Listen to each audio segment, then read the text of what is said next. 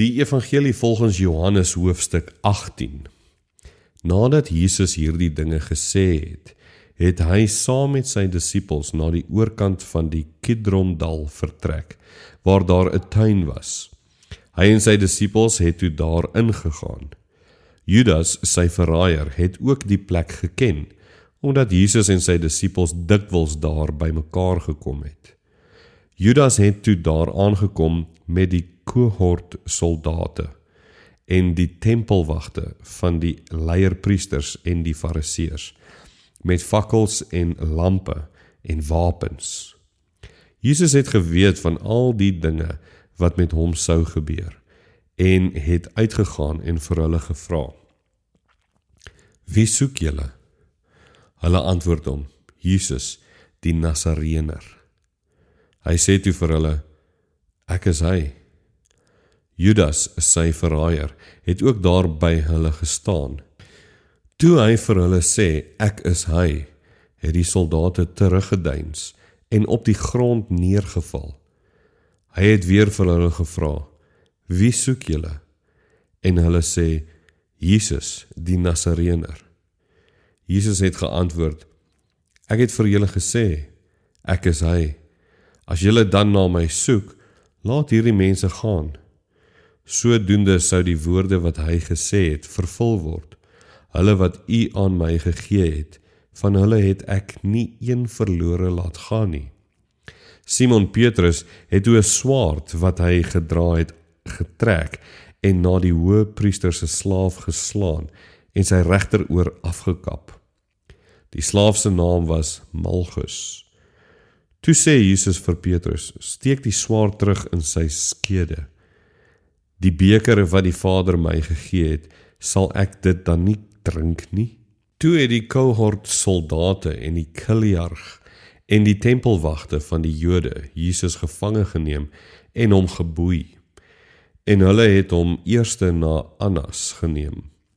Hy was die skoonvader van Kajafas, wat daardie jaar die hoëpriester was. Dit was Kajafas wat die raad aan die Jode gegee het, dat dit voordelig is dat een man vir die volk sterf.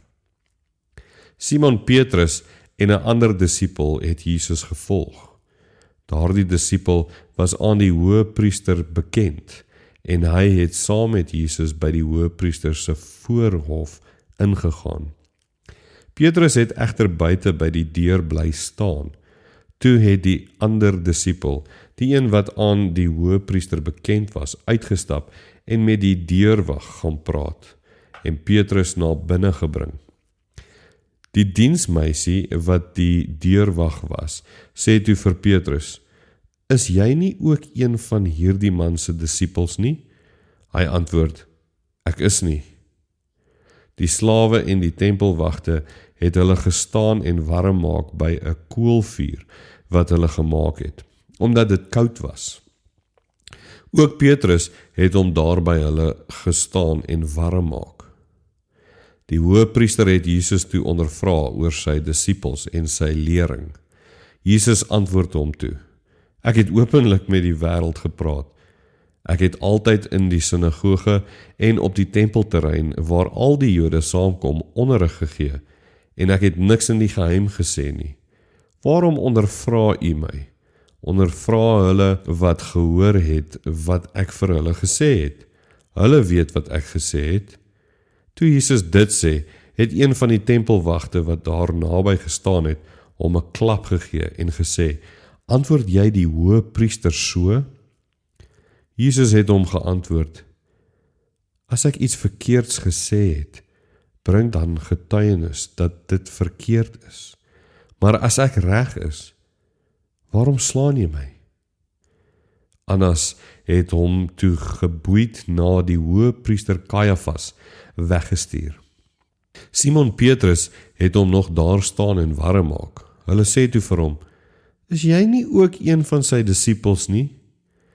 Petrus het dit ontken en gesê: "Ek is nie."